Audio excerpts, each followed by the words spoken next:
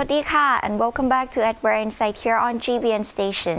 You are now with me, Gongkan Awashitpan, reporting to you all the latest news on Buddhism from around the world. We'll start with the third mass novice ordination in Bangladesh, followed by the Maka Busha Day Festival in Cambodia, the Flying Buddha statue invention in Japan, the latest scientific research on health benefits of meditation, and lastly, the temple tour program in South Korea. Rashtrabandha Vihara Temple, Dhammakaya Temple, and Dhammakaya Foundation jointly organized the third mass novice ordination program to instill moral values among men in Bangladesh. พระครูสมุสนิทวงศ์วุฒิวังโส Director of Communication Department วัดพระธรรมกาย said that the mass novice ordination ceremony was organized at Panchari Temple, Kakashari city of Bangladesh on February 10th, with the most venerable พระศาสนารักขิตะมหาเถโร the abbot of Panchari Temple as the preceptor monk.On this auspicious occasion, the monastic community in Bangladesh and venerable monks from Dhammakaya Temple in Thailand also attended the ceremony to offer monastic robes to the novice monks. Starting from 8th to 22nd February 2023 at Panchari Temple, Bangladesh, the mass ordination program is jointly organized by the monastic community in Bangladesh, led by Rashtrabandha Vihara Temple, and the monastic community in Thailand, led by the Dhammakaya Temple. Through the practice of UG5 or the Universal Goodness 5, including cleanliness, discipline, politeness, punctuality, respectfulness, and a love for meditation. These 5 basic virtues will enhance the quality of the novice's life in the future. Furthermore, the program will forward the prosperity of Buddhism, instilling virtues and morals among the people in Bangladesh. Hundreds of Buddhist monks and followers, government officials, and students celebrated Myek Buche Festival at Phnom Penh, Rishtrop, the ancient capital city of Udon, with Minister of National Assembly, Senate Relations and Inspection Ment Sam Ant attending on February 5th. Myek Buche, also known internationally as Maka Busha or Lord Buddha's Day, is celebrated on the full moon in the 3rd month of traditional Khmer calendar to commemorate the day when the Buddha declared the founding of Buddhism in India in 588 BC, just 9 months after his enlightenment. Buddhism has not only made our people live together peacefully, but also contributed significantly to strengthening order, peace, social stability, and development in all areas and maintain our national identity, Hun Sen posted to social media. National Assembly President Hen Samdran said on social media that Myek Buche is an important festival in Buddhism that followers should celebrate it every year. Ministry of Culture and Religion Secretary of State Seng Sumoni said that this festival plays an important role throughout the world, including Cambodia, in practicing Buddhism in a spirit of peace. A country that practices Buddhism is peace-loving and must abide by the law and discipline, he said. In the Buddhist view, Amitabha Buddha is said to descend from heaven on a cloud to pick up people nearing death. Ryogoganji Temple in Kyoto has been recreating the scene in Buddhist services using a drone. Although some criticize the practice as being disrespectful when it was started 4 years ago, videos of the floating Buddha are now popular on social media. Buddha statue sculptor Yosan Miura came up with the idea as a way to arouse young people interest during memorial services for the dead in an era when Japanese people are increasingly turning away from Buddhism. A wooden statue was too heavy to place on a drone, so a lighter statue was made using a 3D printer. Miura said he has received positive feedback, with some noting that it was nice to see the gratifying scene. We need to make an effort these days to get people to deepen their understanding of Buddhism, said Ryoho Ikeguchi, the temple's chief priest. Numerous studies have highlighted the potential of meditation and other mindfulness practice to improve psychological and physical health. Yet the mechanisms underlying these benefits are not fully understood.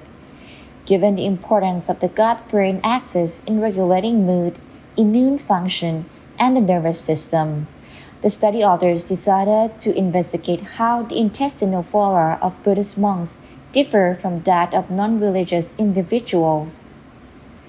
After comparing the monks' fecal samples to those of 19 secular residents from the same region, the researchers found that the intestinal microbiota composition in the meditation group significantly differed from that of the control group. For example, monks had considerably higher levels of Purpotella bacteria, which have previously been shown to be more abundant in healthy individuals than in patients with major depressive disorder. Bacterial dyes, meanwhile, have been linked to decreases in anxiety and addictive behaviors and were considerably more plentiful in the samples provided by meditators than those of non-practicing individuals. Other strains that were elevated in the monks' guts include Megamonas, which influences a wide range of psychocognitive traits, and Faecalibacterium, which has been shown to be significantly reduced in anxiety sufferers. The researchers say that these alterations in intestinal flora may activate protective anti-inflammatory pathways and lead to improved metabolism in regular meditators. After analyzing the blood plasma of all participants, the study authors also found that markers of cardiovascular disease risk, such as cholesterol and apolipoprotein B, were significantly lower among monks. The microbiota enriched in monks was associated with a reduced risk of anxiety, depression, and cardiovascular disease and could enhance immune function, write the researchers. Overall, these results suggest that meditation plays a positive role in psychosomatic conditions and well-being. All of the Buddhist practitioners included in the study have been meditating for a minimum of 2 hours a day for between 3 and 30 years, leading the authors to conclude that long-term deep meditation may have a beneficial effect on gut microbiota, enabling the body to maintain an optimal state of health.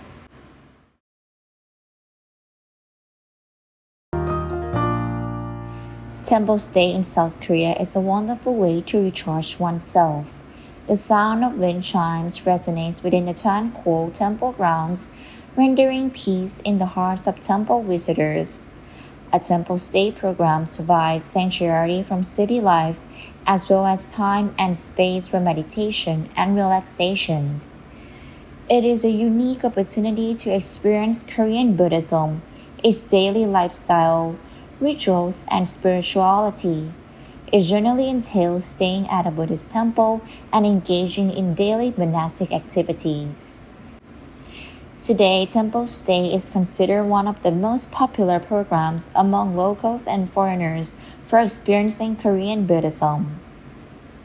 Victoria Burrows on Post magazine said the program is organized by Cultural Corps of Korean Buddhism, which was established in 2004 as an affiliate of the Jogye Order of Korean Buddhism.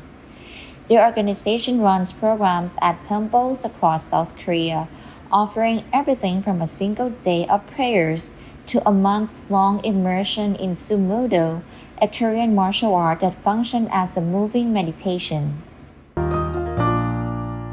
In Buddhism, merit is a pure form of energy which will bring happiness to all sentient beings in this samsara world. For those of you who have no idea what this word means, let's take a look at this special video together.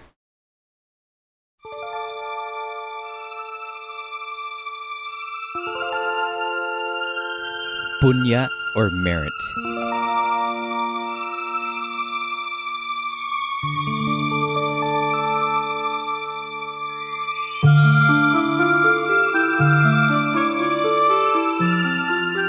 Have you ever noticed that whenever you do something to help someone, such as sharing with what you have with him, giving him encouragement, lending him money in times of need, you feel happy and joyful that you can do it?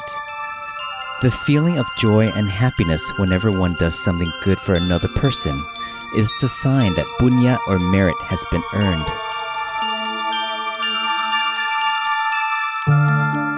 What is punya or merit? Punya or merit is a form of energy which is extremely refined and extremely powerful. It has the power to cleanse one's mind, causing it to be clean, pure, bright, clear, and distant from defilements.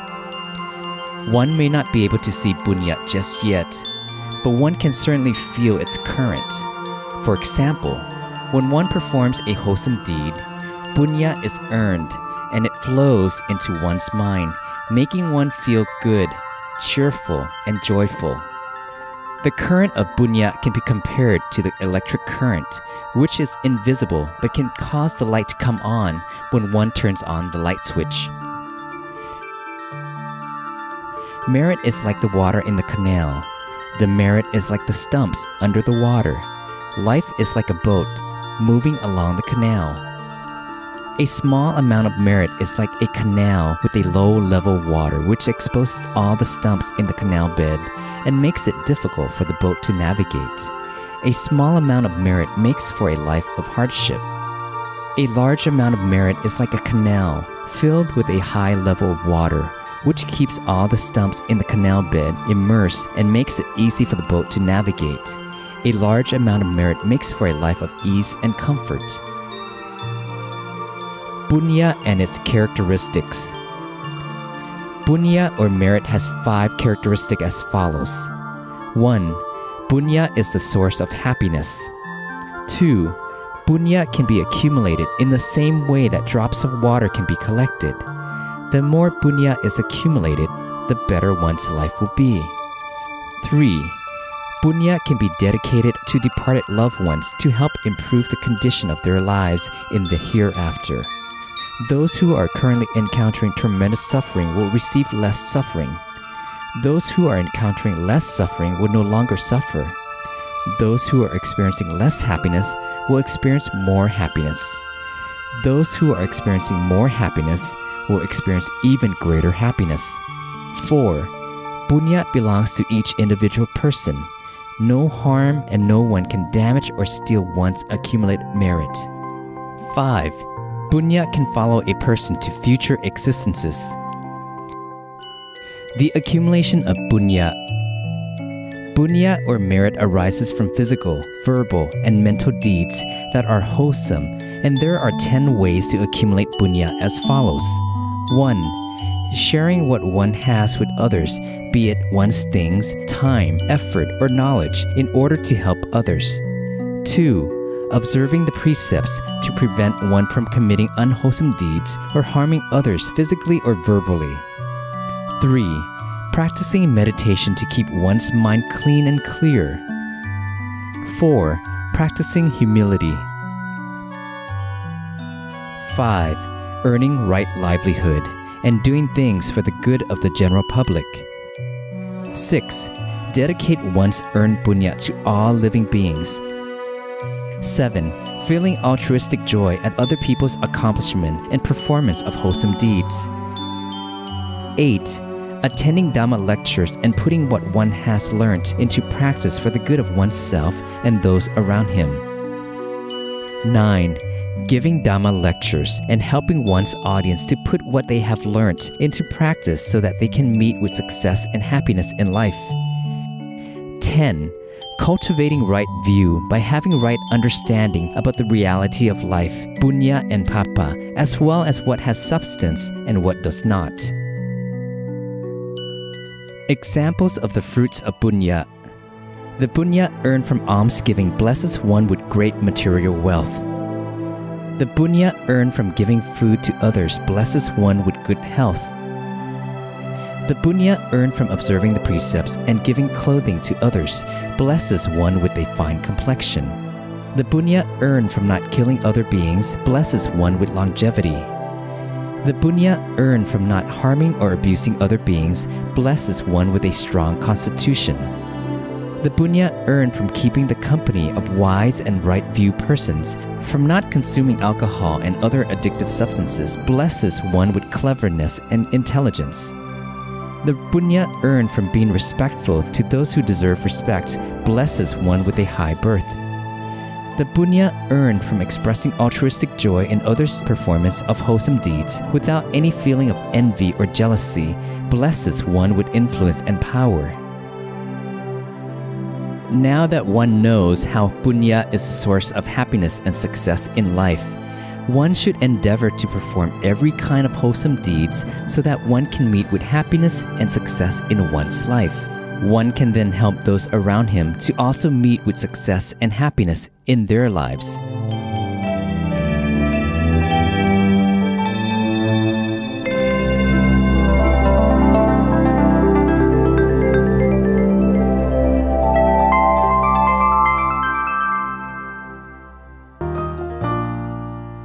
And now it's time for us to say goodbye, but please make sure to check out our episodes of our at Brainside News program on our website gbnus.com or on YouTube channel gbnus.